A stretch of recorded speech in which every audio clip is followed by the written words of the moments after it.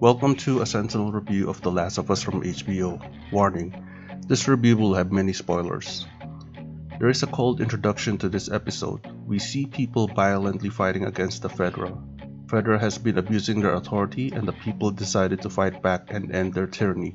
This high level of violence is never seen before, as Fedra agents are brutally murdered. Picking up from episode 4, Joel and Ellie are rudely welcomed by Henry and his younger brother Sam. Both of them appear younger than their counterparts in the game. In addition, Sam is deaf and needs an Etch-a-Sketch to communicate his thoughts to Ellie.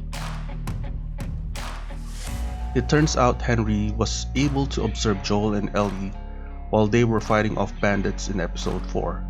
Henry and Sam are on the run from the resistance group headed by Kathleen and Perry, and they need the help of Joel to travel the city unharmed. Henry devised a plan to use the tunnels to travel, and he is confident there are no infected there. Joel makes a hesitant decision and agrees to help them. For some reason, Henry was able to know he can trust Joel and Ellie. Like in the game, Ellie and Sam bonded very well, acting their age as innocent young people. Both Ellie and Sam are fascinated by comics. Later on, Henry revealed to Joel that he is a bad guy. Henry betrayed Kathleen's brother to Fedra as Sam was sick with leukemia. Fedra promised medicine so Sam can survive.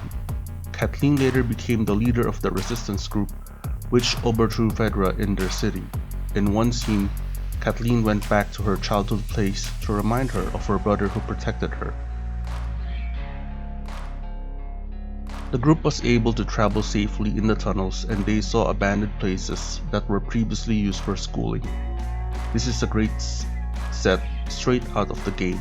After leaving the tunnels, Ellie again showed her naivete by mentioning to Henry and Sam that they were going to Wyoming, making Joel visibly upset at Ellie. It seems Henry and Sam had no other place to go and they might as well join Ellie and Joel. Then suddenly, sniper shots were heard and the group had to hide for safety. Joel was able to confront the gunner and had no choice but to eliminate the old man who was a scout for Kathleen. Out of nowhere, we see Kathleen's resistance army charging in, and it was really overkill just to chase 4 people. The resistance army had an armored vehicle capable of plowing through heavy objects with ease. Joel was able to use the sniper to prevent the armored vehicle from crashing into Ellie, Henry, and Sam. The armored vehicle crashed instead into a nearby house. Still, Kathleen's heavily armed soldiers were able to corner Henry and were about to execute him. Unexpectedly, the armored vehicle exploded and a horde of infected came out of the ground, this time with a bloater. The bloater is a more evolved and stronger version of the infected. The horde easily overpowered Kathleen's army and Henry, Sam, and Ellie were able to escape. Kathleen had one last chance to avenge her brother's death, but as she was going to use her gun, a young infected jumped at her. Kathleen's quest for revenge ends in futility, even if Perry begged her to prioritize other things. Joel, Ellie, Henry, and Sam were able to escape and stay in a safe place. The events in the game were later recreated in the show. Sam showed Ellie he was bitten and the wound is starting to get worse. Ellie tried to calm him down and showed that he is immune and offered her blood to heal Sam to no avail. The next morning, Sam already became infected and attacked Ellie. Joel tried to protect Ellie but was given a warning shot by Henry. It was Henry who decided to end Sam and use the same gun on himself. Ellie cried after everything that has happened. She now realizes that their journey is not a game and people can die in a heartbeat. This changes her, especially seeing death up close. I'm pretty sure Joel is starting to sympathize with her. This episode shows why this series is rated R for television. There's a high level of violence both in the show and in the game, and there are even worse things to come. Right off the bat, this episode showed the violent actions of the people against Fedra, and there's nothing subtle about it.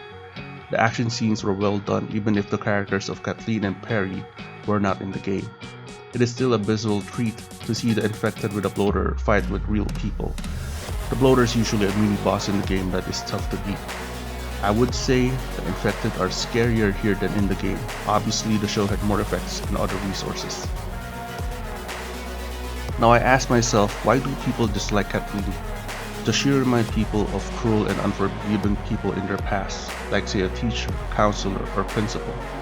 Does Kathleen resemble Dolores Umbridge from the Harry Potter series?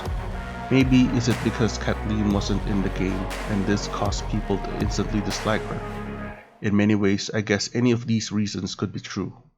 But I would justify that Kathleen's Resistance Army is there to provide the action and chase scenes that were lacking in other episodes. I would also bet that maybe the writers and directors were trying to be unpredictable and show something not in the game. I would reward the effort at least and not make the series boring for people who play the game. Gamers already know what will happen to Henry and Sam, but will not have a clue with Kathleen and Perry.